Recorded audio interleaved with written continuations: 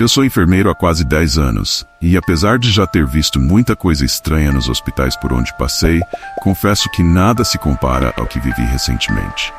Eu trabalho no turno da noite, em um hospital de porte médio no interior de São Paulo. Sempre gostei das madrugadas, menos agito, menos barulho, e de certa forma, a rotina é mais tranquila. Mas depois daquela noite, o silêncio nunca mais me confortou.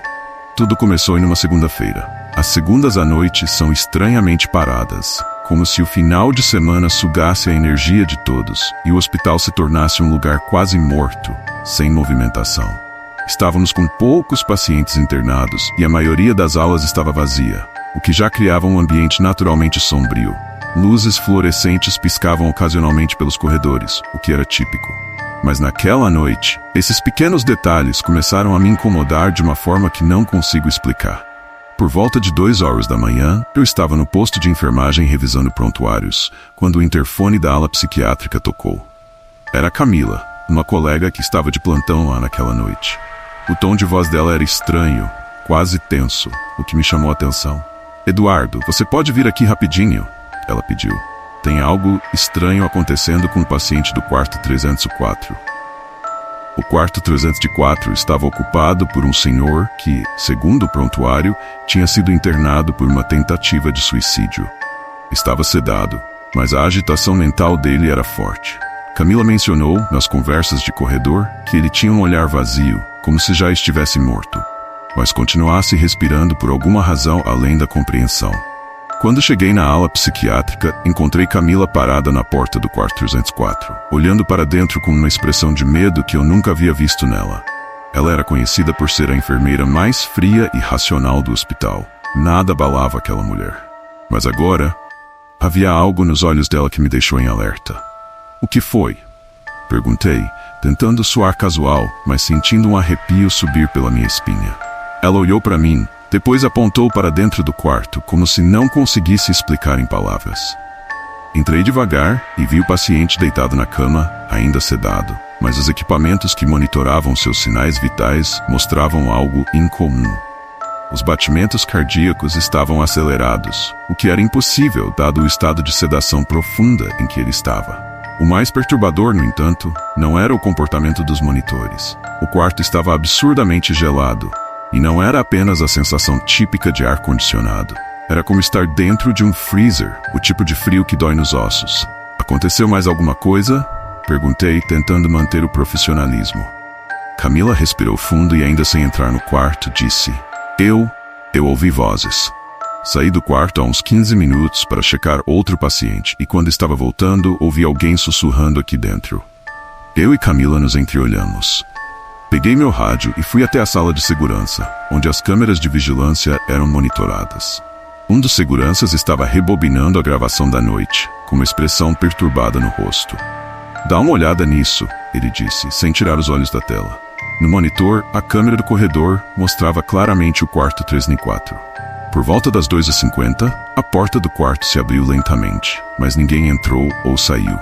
Segundos depois, a paciente começou a gritar, seu grito ecoando pelos alto-falantes conectados à câmera. Senti um frio na espinha, e ao olhar novamente para a gravação, percebi algo que me deixou congelado. Ali, no reflexo da janela do corredor, havia uma sombra. Algo, ou alguém, estava parado, observando o quarto. Eu sabia, naquele momento, que aquilo não era uma coincidência. As imagens das câmeras do hospital continuavam repetindo em minha mente, e no fundo, eu já sabia que não se tratava de um simples problema técnico ou alucinação. Havia algo naquele quarto, algo que não fazia parte do mundo que entendemos. Quando voltei para o posto de enfermagem, Camila estava pálida, ainda digerindo o que havíamos visto. A noite parecia mais pesada do que nunca, o silêncio dos corredores opressivo, e qualquer pequeno ruído fazia meus nervos ficarem à flor da pele. O hospital, aquele espaço que sempre foi tão familiar, agora parecia algo completamente diferente, algo vivo. Tentei focar no trabalho, mas por volta das 4 horas da manhã, o interfone do quarto 304 tocou. Meu coração disparou. Camila atendeu, mas pude ouvir a voz do outro lado, agitada. A paciente. Ela sumiu. Corri em direção ao quarto 304, o terror me dominando de uma forma que eu nunca havia sentido antes. Quando cheguei, os lençóis estavam revirados, a cama vazia e não havia nenhum sinal da senhora. A porta estava trancada por dentro e não havia janelas grandes o suficiente para que ela pudesse ter escapado. Era como se ela simplesmente tivesse desaparecido. Eduardo. Camila entrou no quarto logo atrás de mim, sua voz trêmula. Olha isso. Ela apontou para o chão e só então notei marcas de arranhões profundos no assoalho de madeira ao redor da cama. Parecia que algo ou alguém havia sido arrastado para debaixo da cama. Meu instinto gritava para sair dali, mas algo me fez me agachar e olhar embaixo. O espaço debaixo da cama estava vazio, mas o que vi me fez recuar instantaneamente. Gravados nas tábuas com uma precisão perturbadora, estavam símbolos antigos que pareciam rituais, com uma estranha mistura de números e letras. O ar ali embaixo estava mais frio do que em qualquer outro lugar do quarto, quase insuportável. Fechei os olhos por um segundo, tentando recompor meus pensamentos, mas quando os abri novamente, algo me observava. Uma figura pálida, desfigurada, com olhos completamente negros, estava parada ao fundo no canto mais escuro. Era como se a sombra que vimos nas câmeras tivesse finalmente se manifestado de forma física. O pânico tomou conta de mim e eu recuei bruscamente, batendo a cabeça contra a parede. Camila, percebendo minha reação, gritou ao me puxar para fora do quarto. Fecha a porta, eu consegui gritar. Ela fechou a porta com força e nos encostamos na parede do corredor, ofegantes. O hospital estava em um silêncio absoluto, mas a sensação de que não estávamos sozinhos era esmagadora. Meu rádio então começou a chiar, uma interferência forte e uma voz distorcida saiu dele. Era quase imperceptível, mas parecia uma repetição contínua. Não saiam do quarto. Não saiam do quarto. Aquilo não era mais uma simples coincidência, nem algo que poderíamos ignorar. Havia uma presença ali, e eu sabia que aquilo estava conectado a algo muito mais antigo e sombrio do que podíamos imaginar. Precisamos sair daqui, disse Camila, com uma urgência que refletia o pavor em seus olhos. Assenti e começamos a caminhar rapidamente pelo corredor, mas à medida que nos afastávamos do quarto 304, o corredor parecia se esticar, como se o próprio hospital estivesse nos prendendo. O frio que havia sentido no quarto agora estava se espalhando pelo corredor, e a iluminação começou a piscar violentamente. No fim do corredor, de onde deveríamos ver a recepção, havia apenas escuridão. Uma escuridão densa, que parecia devorar a luz. O som das luzes estalando ecoava pelas paredes, e foi aí que ouvi passos, pesados, arrastados se aproximando. Olhei para trás e vi com um horror crescente o mesmo vulto que tinha visto sob a cama agora caminhando em nossa direção. A figura era deformada, os braços longos, as pernas torcidas e a cabeça balançava de um lado para o outro, como se fosse desconjuntada. A respiração rouca ecoava pelo corredor, e aquilo estava vindo na nossa direção com uma lentidão que tornava o terror ainda pior. Corre! Gritei, agarrando o braço de Camila e correndo o mais rápido que pude.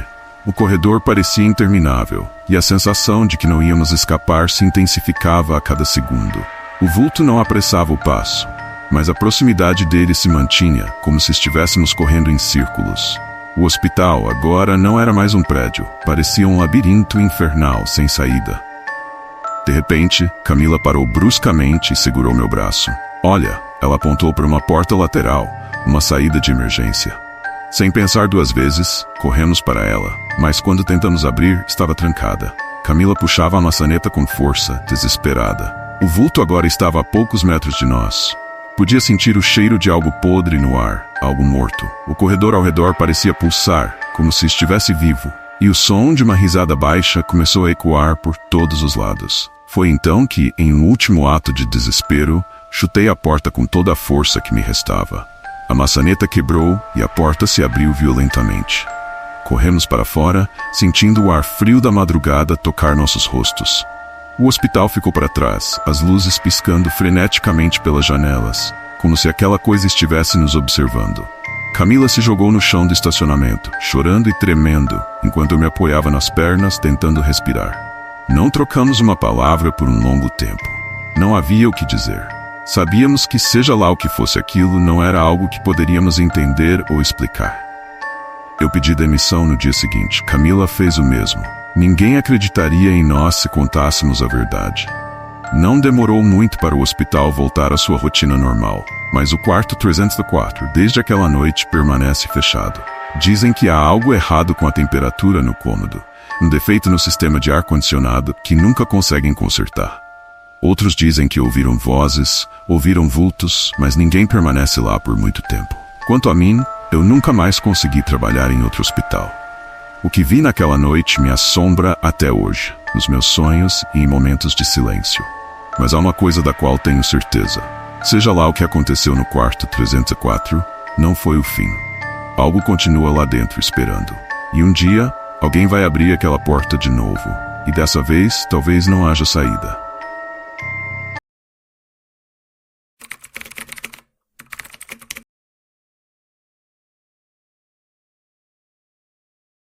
Trabalhar em hospital nunca foi fácil, mas o turno da madrugada, para mim, sempre teve uma atmosfera diferente. É um ambiente que mistura cansaço e silêncio, onde as luzes fracas dos corredores transformam sombras em figuras distorcidas. Ao longo dos anos, me acostumei a ouvir histórias sobre assombrações e eventos inexplicáveis que acontecem durante essas horas solitárias. Nunca fui de acreditar nessas coisas, até o que aconteceu há algumas semanas. Era uma quinta-feira à noite, por volta das 2 da manhã. Eu estava de plantão no hospital, onde trabalho há 5 anos, em uma cidade do interior. Naquela noite, o hospital estava mais vazio do que o normal. O setor de internação estava com poucos pacientes, o que deixava o ambiente ainda mais silencioso e quase opressor. O tipo de silêncio que faz você ouvir o som dos seus próprios passos, ecoando pelos corredores. Fiquei no posto de enfermagem revisando relatórios e tomando café, enquanto ouvia o bip distante de monitores cardíacos e respiradores. Eram os únicos sinais de vida ali. A equipe da madrugada era sempre reduzida, então só eu e a Patrícia, outra enfermeira, estávamos de plantão naquela ala. Tudo parecia tranquilo, até que um detalhe pequeno e aparentemente insignificante chamou minha atenção. O monitor de vigilância na minha frente mostrou algo estranho. Era uma câmera que filmava o corredor do quarto 210. Pela tela, vi alguém parado bem no meio do corredor. Um homem. Eu não conseguia ver o rosto claramente, apenas a silhueta. O estranho é que aquele corredor estava vazio há horas. Eu sabia que não havia mais ninguém por lá, nem funcionários, nem pacientes andando. Achei que poderia ser um reflexo, uma falha no sistema. Então olhei para Patrícia, que também parecia intrigada com a imagem. "Quem está no corredor da ala 200? Perguntei, tentando manter a calma.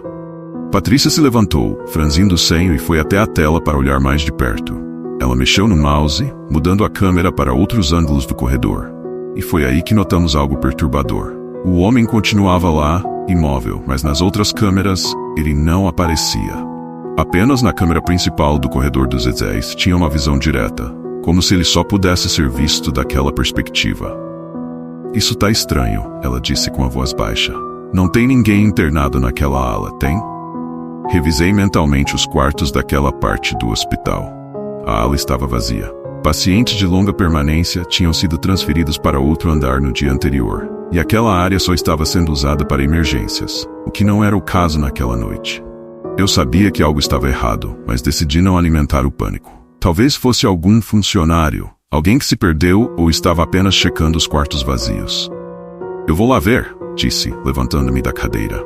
Patrícia me olhou com uma expressão de desconfiança, mas não discutiu. Peguei uma lanterna pequena que sempre carregava comigo, algo quase instintivo quando se trabalha no turno da noite. Saí do posto de enfermagem e comecei a caminhar pelos corredores, ouvindo o eco dos meus próprios passos. A sensação era estranha, como se o hospital estivesse mais escuro do que o normal, mesmo com as luzes acesas. Conforme me aproximava da ala 200, o silêncio parecia mais espesso, quase sufocante. Quando virei a esquina para o corredor do quarto 210, não vi ninguém.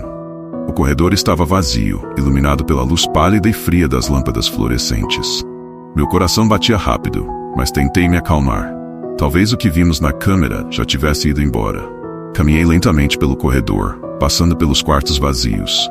No silêncio, o único som era o zumbido fraco das lâmpadas e o som distante de algum equipamento hospitalar. Quando cheguei à porta do quarto 210, algo me fez parar. O ar ali parecia diferente, mais frio. Então ouvi um som baixo, quase imperceptível, como o arrastar de pés pelo chão. Meus pelos se arrepiaram instantaneamente. Olhei para dentro do quarto, minha lanterna iluminando o espaço vazio, e o que vi me fez recuar instintivamente. No canto do quarto, parado ao lado da cama, estava o mesmo homem que vimos na câmera. Seu corpo parecia normal à primeira vista. Ele vestia um pijama hospitalar, mas havia algo errado com ele. Seus ombros estavam caídos de forma estranha, a cabeça inclinada demais para o lado, como se seu pescoço estivesse quebrado. Seus olhos estavam abertos, mas sem vida, fixos no nada. Era como se ele não estivesse realmente ali. Eu fiquei paralisado por alguns segundos, incapaz de desviar o olhar. Meu cérebro tentava racionalizar o que estava vendo, mas nada fazia sentido. Aquele homem, ele parecia familiar. Foi então que me lembrei. Há cerca de uma semana, um paciente havia morrido naquele quarto. Um senhor de 65 anos, vítima de um infarto fulminante. O quarto havia sido limpo e liberado logo depois, e ninguém mais havia sido internado lá desde então. Mas aquele homem era ele. Antes que eu pudesse fazer qualquer coisa, ele começou a se mover. Lentamente, seus pés arrastaram pelo chão, o som ecoando pelo quarto silencioso. Ele não olhou diretamente para mim, mas começou a caminhar em direção à porta, como se estivesse seguindo algum tipo de rotina, como se estivesse voltando a percorrer os corredores como fazia quando estava vivo. Me afastei rapidamente da porta, tentando me controlar, mas o medo tomava conta. Ele passou por mim no corredor, arrastando-se lentamente, e pude sentir o ar ao redor dele ficando ainda mais frio, quase congelante. Foi nesse momento que percebi. Ele não era mais uma pessoa. Não de verdade. Voltei para o posto de enfermagem o mais rápido que pude, o coração disparado e a respiração ofegante. Patrícia me olhou com olhos arregalados quando me viu. Você viu ele, não viu? Ela perguntou quase em um sussurro. Assenti, incapaz de dizer qualquer coisa. Ficamos ali, sentados em silêncio. A única coisa que conseguíamos ouvir era o som distante dos passos arrastados, ecoando pelos corredores vazios do hospital. Eu e Patrícia ficamos ali, imóveis, enquanto o som dos passos arrastados ecoava no silêncio profundo do hospital. Nossos olhares se encontraram, e sem precisar dizer nada, ambos sabíamos que algo estava terrivelmente errado.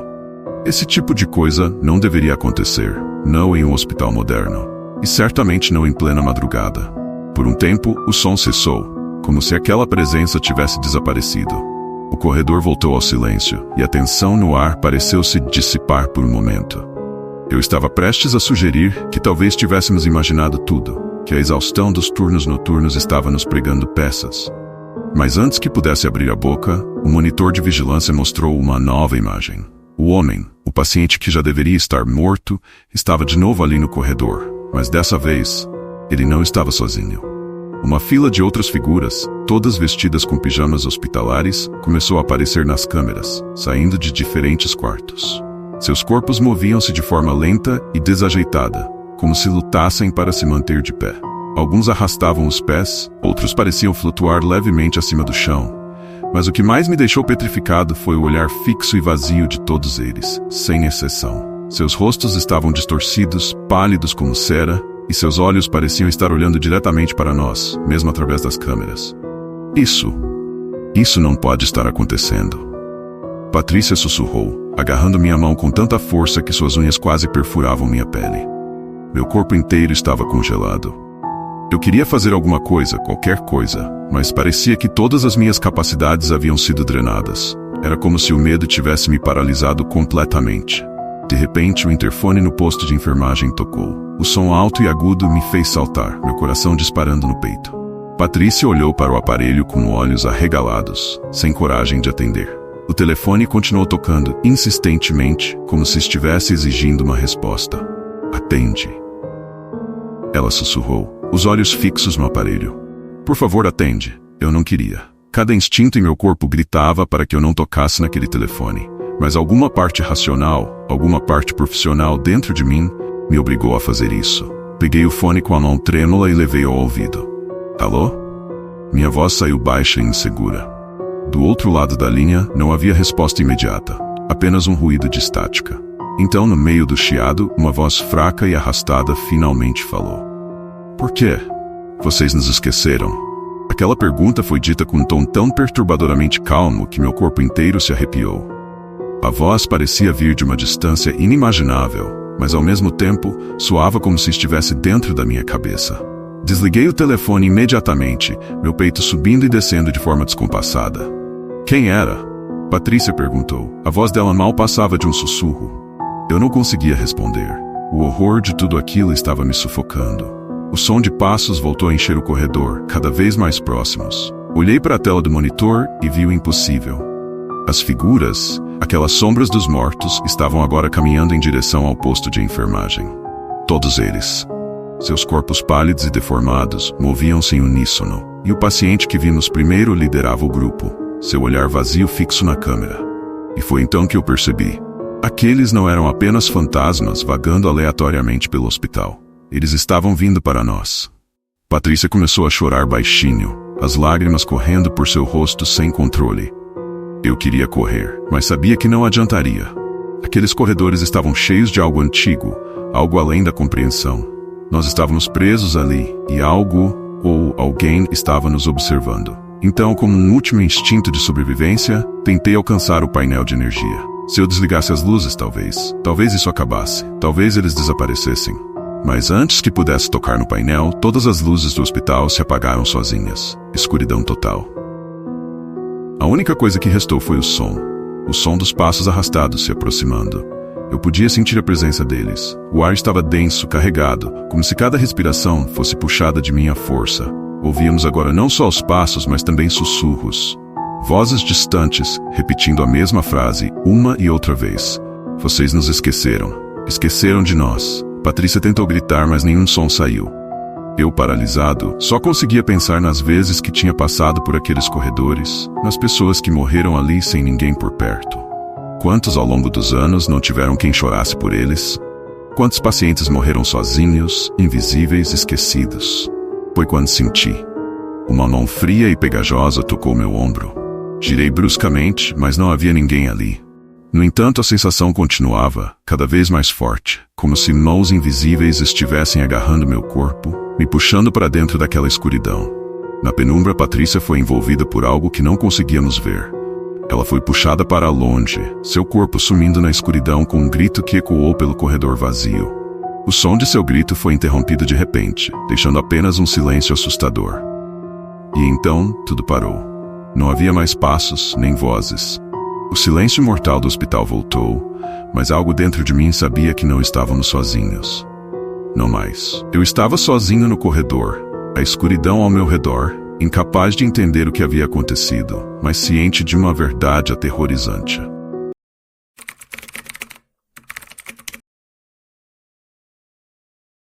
Eu trabalho como enfermeira em um hospital público há mais de 10 anos. Já vi muita coisa.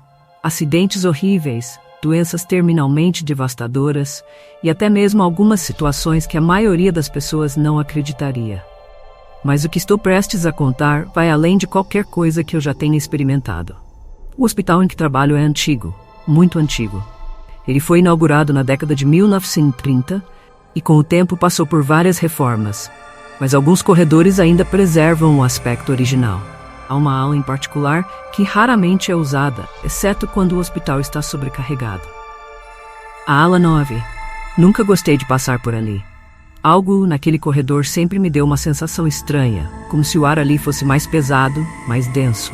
Naquela semana, o hospital estava com muitos pacientes e fui designada para cobrir o turno noturno na ala 9. Eu sabia que não tinha escolha. Mesmo relutante, me preparei psicologicamente. Tudo parecia normal até cerca das 2 da manhã. O corredor estava silencioso, só o som de monitores cardíacos e o ocasional sussurro dos pacientes dormindo quebravam a monotonia. Era o tipo de silêncio que normalmente me acalmaria, mas não dessa vez. Naquela noite, enquanto fazia minha ronda, senti algo diferente. A temperatura no corredor caiu drasticamente, o que era estranho porque o ar-condicionado estava desligado naquela ala. Meus braços se arrepiaram e uma sensação de que alguém me observava começou a me incomodar. Eu continuei caminhando, tentando ignorar. Até que de repente ouvi um ruído. Era suave no começo, quase imperceptível, mas aos poucos foi ficando mais claro. Passos. Alguém andava no corredor. Pensei que fosse um dos médicos ou talvez outro enfermeiro, então me virei. Não havia ninguém. Parei por um momento, tentando escutar com mais atenção. Os passos continuavam, agora mais nítidos, mas vinham de todos os lados. Um eco distorcido, como se fossem várias pessoas andando ao mesmo tempo, mas invisíveis. Meu coração começou a bater mais rápido. Respirei fundo e me forcei a continuar. Era apenas minha mente pegando peças, pensei. Cheguei à última sala da ala, a sala 903. Esta sala nunca era usada, já que ficava muito perto da sala de utilidades, onde guardávamos os equipamentos antigos do hospital. No entanto, a porta estava aberta, o que era estranho, já que a chave ficava no meu bolso e eu tinha certeza de que não a tinha usado. Com um nó na garganta, decidi dar uma olhada. Assim que entrei, senti um cheiro forte de mofo misturado com algo metálico, como sangue. Olhei ao redor e no canto da sala percebi uma sombra, algo que eu não podia distinguir direito. Me aproximei devagar e quando a luz fraca do corredor iluminou o canto da sala, eu vi uma cama hospitalar velha, coberta com um lençol branco manchado de algo escuro. Mas o que realmente me fez congelar foi o que estava em pé ao lado da cama. Uma mulher, ou pelo menos algo que parecia uma mulher. Ela estava de costas para mim, usando uma camisola hospitalar, a pele pálida como cera. Seus braços estavam soltos ao lado do corpo, inertes, e o cabelo longo e desgrenhado cobria seu rosto. Por um segundo pensei que fosse uma paciente. Talvez alguém tivesse se perdido, algum erro. Senhora, você está bem? Minha voz saiu trêmula, quase num sussurro. Ela não se moveu, nem um centímetro.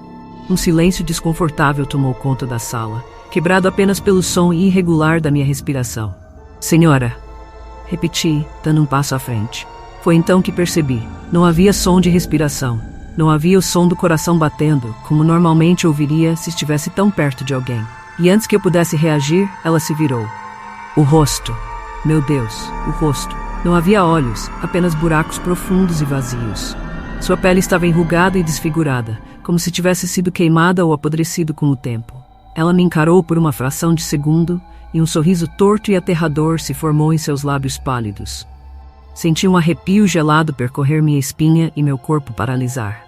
Antes que eu pudesse reagir, a figura se dissolveu no ar como se fosse feita de fumaça. Fiquei lá, atônita, meu coração disparado e as pernas bambas.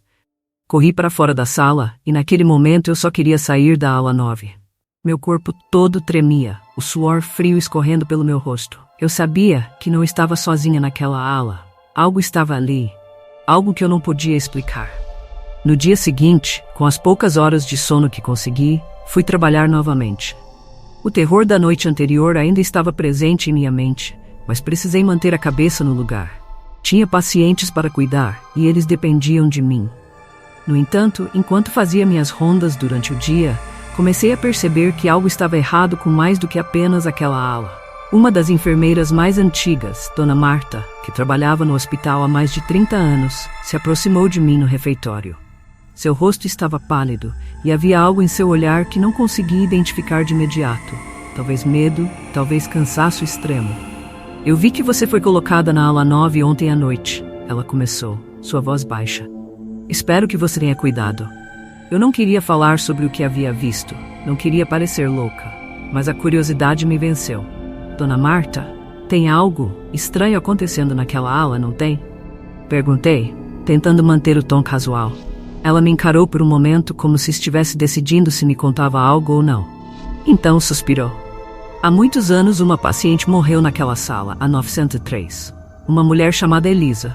Ela era uma paciente psiquiátrica internada após uma tentativa de suicídio.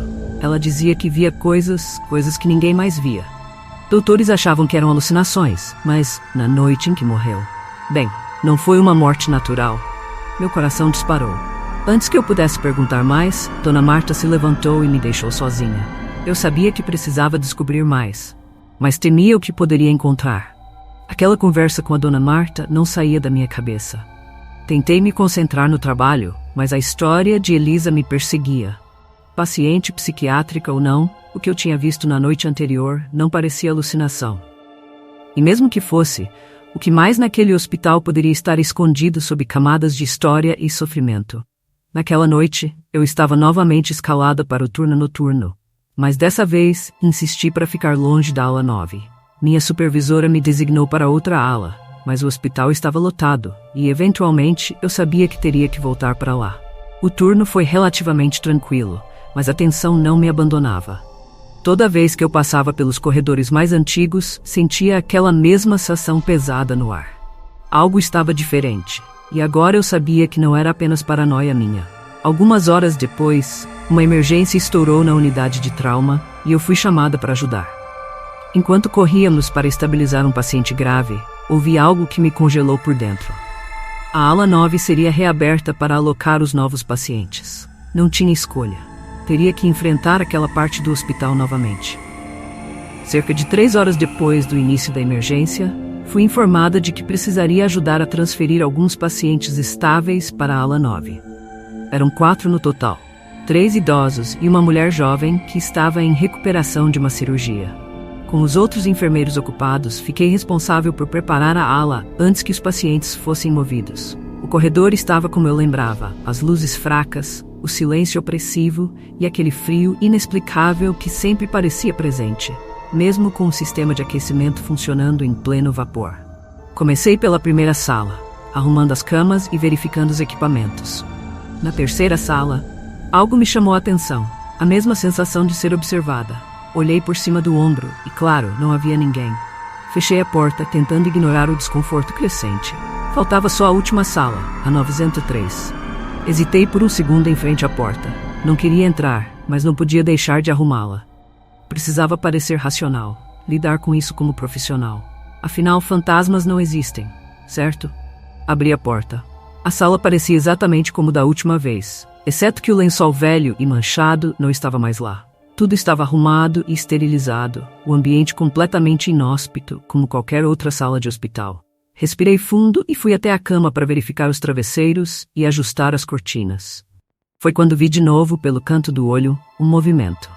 Virei rapidamente, e lá estava ela, a mulher. Mas dessa vez ela não estava parada ao lado da cama. Estava sentada nela, olhando diretamente para mim. O mesmo cabelo desgrenhado, o rosto deformado e os olhos, ou melhor, o vazio onde os olhos deveriam estar, me encarando. "Por favor", ela murmurou. Sua voz parecia um eco distante, misturado com um vento, como se viesse de muito longe. Meu corpo travou. O que eu estava ouvindo? Ela estava pedindo ajuda? "O que você quer?", perguntei, minha voz mal saindo. Eu nem sabia por que estava respondendo, só sabia que precisava falar algo. Ela não respondeu. Apenas continuou me olhando com aquela expressão que não consegui decifrar, entre tristeza e raiva. Eu queria correr, mas não conseguia mover minhas pernas. Então ela levantou uma das mãos e eu vi que estava coberta de sangue. As gotas caíam lentamente no chão e quando tocaram o piso, o som ecoou alto, como se fossem rochas caindo em uma caverna vazia. O cheiro de metal, de sangue seco, encheu o ar. Instintivamente, dei um passo para trás. Meus olhos se arregalaram quando vi que o sangue começava a se espalhar pelo chão, escorrendo da cama pelas paredes, como se estivesse vivo, buscando me cercar. Ela se levantou da cama e com cada movimento seu o sangue parecia ganhar mais força, mais vida, até que quase tocou meus pés. "Me ajude!" A voz dela soava diferente agora, mais forte, mais desesperada. Ela estava chorando.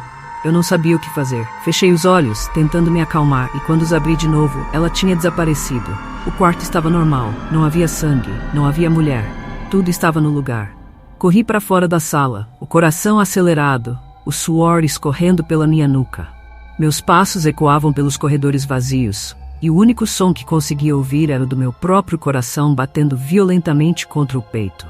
Não havia explicação para o que eu tinha visto. Eu estava ficando louca? Teria sido apenas uma alucinação? Mas tudo parecia tão real. Voltei para a recepção da ala, tentando me recompor antes que os pacientes fossem transferidos. O resto da noite passou sem incidentes, mas eu não conseguia parar de pensar na figura que vi, no sangue, no pedido de ajuda. Na manhã seguinte, após um turno quase insondável, decidi procurar os arquivos antigos do hospital. Precisava saber mais sobre Elisa, a mulher que Dona Marta mencionara. Com a ajuda de uma das secretárias, consegui acesso a alguns registros antigos que estavam guardados em uma sala de arquivos no subsolo. O hospital havia mantido registros físicos por décadas, e muitos dos documentos mais antigos ainda estavam ali. Passei horas vasculhando pastas e papéis até finalmente encontrar o que estava procurando: o dossiê de Elisa. Ela havia sido internada no hospital em 1965 com um diagnóstico de esquizofrenia paranoide após várias tentativas de suicídio. Nos registros, notei que seus relatos de ver coisas não se limitavam a alucinações comuns. Ela descrevia com detalhes figuras que via pelos corredores do hospital, sombras que a seguiam, vozes que a chamavam. Mas o que me chamou mais atenção foi a causa de sua morte. Elisa não havia simplesmente falecido. Ela foi encontrada morta na sala 903, e os médicos da época declararam sua morte como resultado de asfixia por enforcamento. Contudo, havia algo nos relatórios que parecia contraditório. Os enfermeiros que a encontraram relataram marcas estranhas em seu pescoço, como se algo ou alguém tivesse apertado sua garganta com força incomum. O relato da morte de Elisa me fez sentir um calafrio que parecia nunca ir embora. Aquela história, somada ao que eu havia visto na ala 9, me fez perceber que algo muito mais sombrio pairava sobre aquele hospital. Não era apenas um caso de morte trágica ou uma paciente mentalmente instável que havia tirado a própria vida. Havia algo mais, algo que ainda estava lá, naquela sala, e que de alguma forma continuava a se manifestar. Com o dossiê em mãos, decidi confrontar Dona Marta novamente. Eu precisava de respostas. No turno seguinte, procurei por ela nos corredores e a encontrei sentada na sala de descanso, tomando um café. Quando entrei, ela levantou os olhos lentamente, como se já soubesse o que eu ia perguntar. Você encontrou os arquivos, não é? Disse ela antes mesmo que eu pudesse abrir a boca. Encontrei. Respondi, sentindo a tensão se intensificar. Mas tem algo que não faz sentido. As marcas no pescoço de Elisa, elas não foram feitas por ela mesma, foram? Dona Marta suspirou, colocou a xícara de café na mesa e me olhou com uma seriedade que eu nunca tinha visto. Elisa não se matou, disse ela calmamente. Todos nós sabíamos disso, mas o hospital abafou a história. Na época, a medicina mental era negligenciada e ninguém queria escândalos. As pessoas que trabalhavam naquela ala, elas sabiam que havia algo de errado, mas ninguém falava sobre isso. Alguns dos médicos e enfermeiros também começaram a relatar ver coisas. Elisa não era a única que via. As sombras. As sombras? Perguntei, sentindo meu estômago embrulhar. Sim, figuras, como fantasmas. Acreditamos que há algo naquele hospital, algo muito antigo, algo que está preso ali desde antes mesmo da construção, e que se alimenta da dor, da morte e da desesperança. Elisa estava em um estado vulnerável, e de algum modo foi vítima disso. Ela foi atacada por algo que ninguém consegue explicar. Minha mente girava. Tudo parecia estar se encaixando, mas de um jeito que me fazia querer gritar. Se havia algo na ala 9, e especificamente na sala 903, isso explicava o que eu tinha visto. O frio, os passos, a figura da mulher, o sangue. E por que continuam usando aquela ala? Perguntei, quase com raiva. Se todos sabem disso, por que não fecham de vez? O hospital está sempre cheio, disse ela com um tom resignado. E bem, alguns acreditam que o que está ali só se manifesta para alguns. Não acontece com todos. Talvez porque nem todos estão dispostos a ver, ou porque não estão tão vulneráveis quanto os outros. Mas você... Ela fez uma pausa, me olhando com uma preocupação visível. Você viu? Não viu? Eu assenti sem conseguir disfarçar mais. Contei para ela sobre a mulher que eu havia visto, sobre o sangue e sobre o pedido de ajuda. Dona Marta não pareceu surpresa, apenas abaixou os olhos, como se já tivesse ouvido histórias parecidas antes. Já ouvi relatos de outros enfermeiros, mas é sempre o mesmo padrão. A figura pede ajuda, mas ninguém sabe como ajudar. Ela não quer simplesmente atenção, ela quer algo mais, algo que nós não podemos dar. Elisa era uma das únicas que parecia entender, ou pelo menos tentava. E o que eu devo fazer? Perguntei, a voz saindo fraca. Parte de mim não queria voltar nunca mais para aquela ala, mas outra parte sabia que não poderia simplesmente ignorar. Dona Marta me olhou com uma expressão grave. Cuidado, foi tudo o que disse. Não tente se conectar com o que quer que esteja lá. Se o fizer, talvez não consiga sair. Aquilo me apavorou, mas o pior estava por vir. Naquela mesma noite, voltei ao hospital para outro turno. Dessa vez o clima parecia ainda mais pesado, como se o próprio edifício estivesse à espera de algo.